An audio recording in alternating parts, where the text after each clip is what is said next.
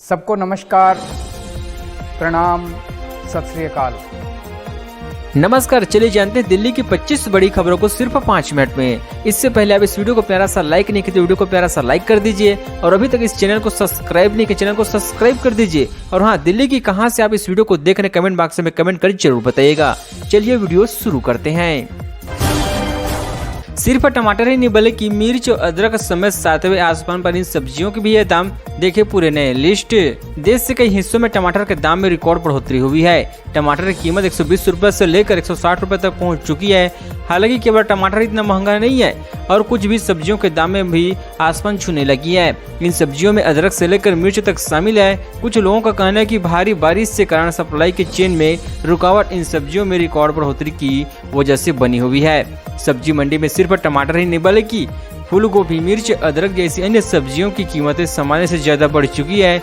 गाजीपुर के एक सब्जी विक्रेता के मुताबिक बारिश के कारण टमाटर की सप्लाई कम हुई है।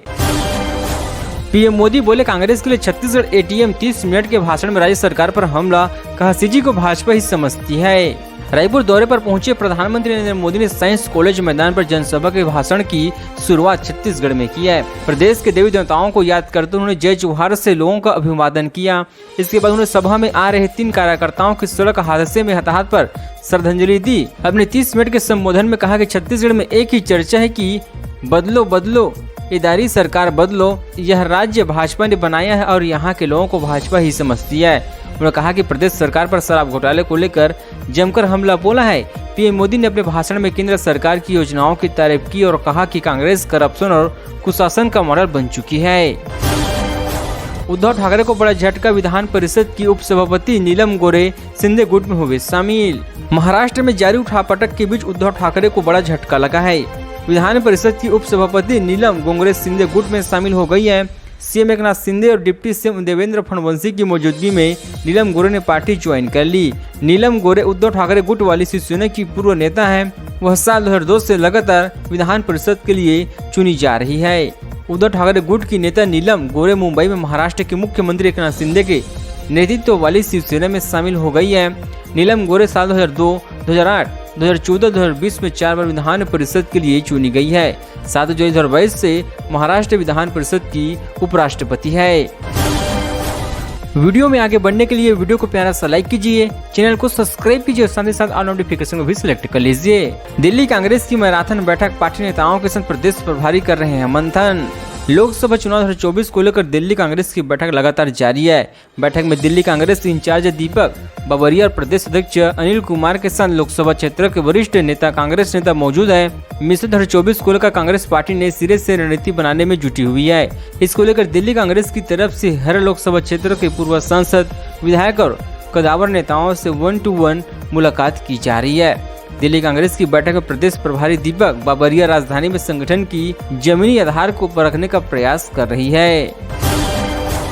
दिल्ली की हर लोकसभा क्षेत्रों में होगा वन महोत्सव का आयोजन। आम आदमी पार्टी ने 2 करोड़ पौधे लगाने का रखा है लक्ष्य। दिल्ली सरकार द्वारा इस बार राजधानी के हर लोकसभा क्षेत्रों में भव्य स्तर पर वन महोत्सव का आयोजन किया जाएगा। यह वन महोत्सव 9 जुलाई से लेकर 20 अगस्त तक प्रत्येक रविवार को दिल्ली के अलग अलग जगहों पर आयोजित होगा। इस वन महोत्सव में इको क्लब, RWS व अन्य सामाजिक संस्थान हिस्से लेंगे। राजधानी में आयोजित होने वाले इस वन महोत्सव का प्रमुख उद्देश्य लोगों को पर्यावरण और वृक्षों की मानव जीवन में महत्व को लेकर जागरूक करना है। इसके अलावा पर्यावरण मंत्री गोपाल राय ने भी जानकारी दी। वृक्षारोपण मामले में हमने निर्धारित लक्ष्य के करीब है। दिल्ली पर्यावरण मंत्री ने प्रेस कॉन्फ्रेंस पर जानकारी देते हुए कहा कि 9 जुलाई से लेकर 20 अगस्त तक प्रत्येक रविवार को दिल्ली के अलग अलग लोकसभा क्षेत्रों में वन महोत्सव का आयोजन किया जाएगा।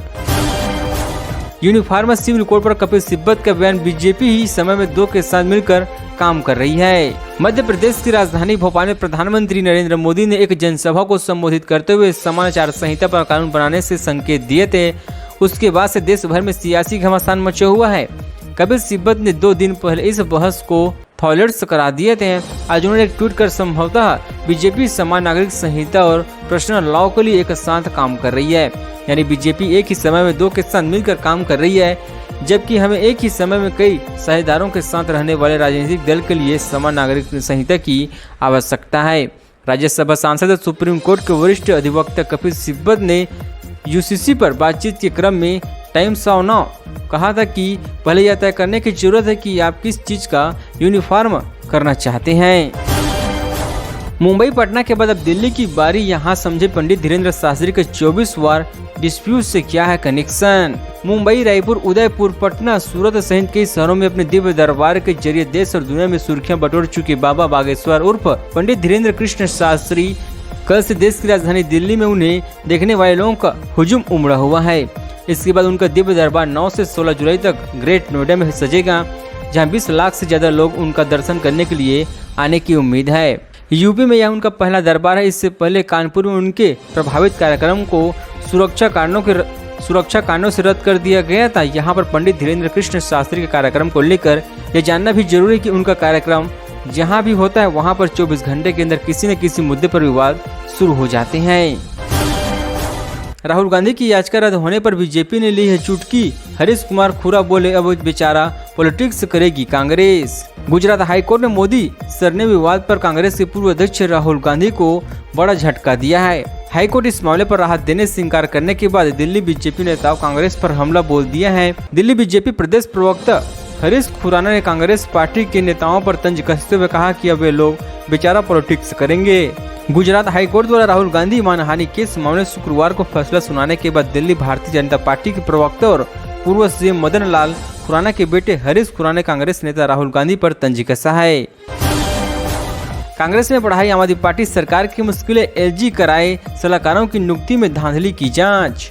दिल्ली कांग्रेस के अध्यक्ष चौधरी अनिल कुमार ने उपराज्यपाल विनय कुमार सक्सेना को पत्र लिखकर दिल्ली सरकार द्वारा संवैधानिक प्रावधानों का उल्लंघन करने पर विभिन्न विभागों में आम आदमी पार्टी के 437 कर्मचारी के उच्च वेतन पर अवैध नियुक्तियों की आपराधिक जांच की मांग की है।